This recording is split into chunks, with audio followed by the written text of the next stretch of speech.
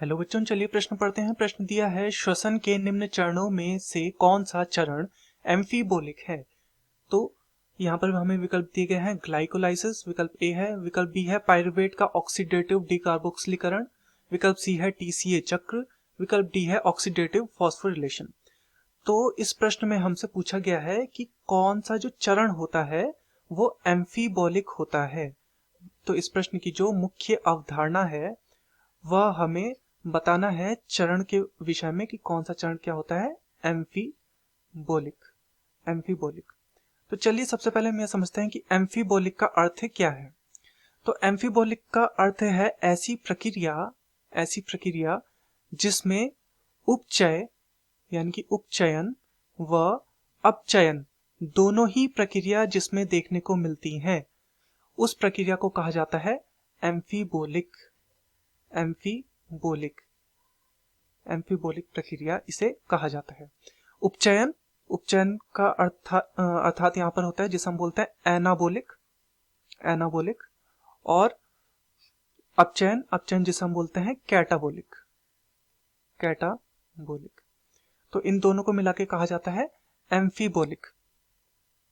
तो चलिए विकल्पों को देखते हैं। विकल्प ए है ग्लाइकोलाइसिस। तो ग्लाइकोलाइसिस जो है ये एक अपचयी प्रक्रिया है, अर्थात कैटाबोलिक प्रक्रिया है, क्योंकि इसमें क्या होता है, ग्लूकोज का विघटन होता है।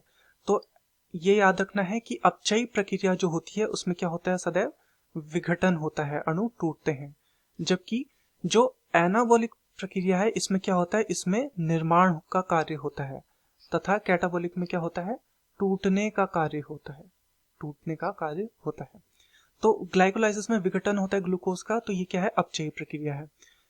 तो दूसरा विकल्प देखते हैं। विकल्प बी है पायरुवेट का ऑक्सीडेटिव डिकार्बोक्सिलीकरण। तो ये भी एक अपचयी प्रक्रिया है, यानी कि इसमें भी क्या होता है, इसमें भी विघटन होता है। अगला देखते हैं विकल्प सी टीसीए चक्र या क्रेब्स चक्र। तो जो ये टीसीए चक्र होता है ये क्या है, ये दोनों प्रक्रिया होती है इसमें, दोनों, यानी कि उपचयन भी होता है और अपचयन भी होता है। कैसे होता है, जब पायरुवेट होता है उससे क्या बनता है, उससे बनता है CO2 और H2O इत्यादि क्या होता है, बनती है। तो ये जो होती है कैटाबोलिक अभिक्रिया होती है, यानी कि ये अपचयन वाली अभिक्रिया है, क्योंकि इसमें क्या हो जाता है, पायरुवेट का टूटना होता है। वहीं इसी में क्या होता है, टीसीए चक्र में ही या क्रेब्स चक्र में ही दूसरी प्रक्रिया होती है। जितनी भी इसमें प्रक्रियाएं होती हैं उनमें क्या होता है, कई सारे मध्य उत्पाद बनते हैं। तो ये जो मध्य उत्पाद बनते हैं इनमें क्या होता है, अन्य उत्पादों का निर्माण हो रहा है, अन्य उत्पाद यहाँ पे क्या हो रहा है, निर्माण हो रहा है। तो अन्य उत्पाद निर्माण होने के कारण ये क्या है, ये है एनाबोलिक प्रक्रिया, यानी कि उपचयी अभिक्रिया है या उपचयन यहाँ पर हो रहा है। तो हमने देखा कि टीसीए में क्या हो रहा है, यहाँ पर क्या हो रहा है, अपचयन भी हो रहा है और टीसीए के अंदर ही उपचयन भी हो रहा है। तो इसलिए जो टीसीए है यानी कि जो क्रेब्स चक्र है इसे हम बोलते हैं एम्फीबोलिक, यानी कि जिसमें कैटाबोलिक अभिक्रिया और एनाबोलिक अभिक्रिया दोनों हो रही हैं।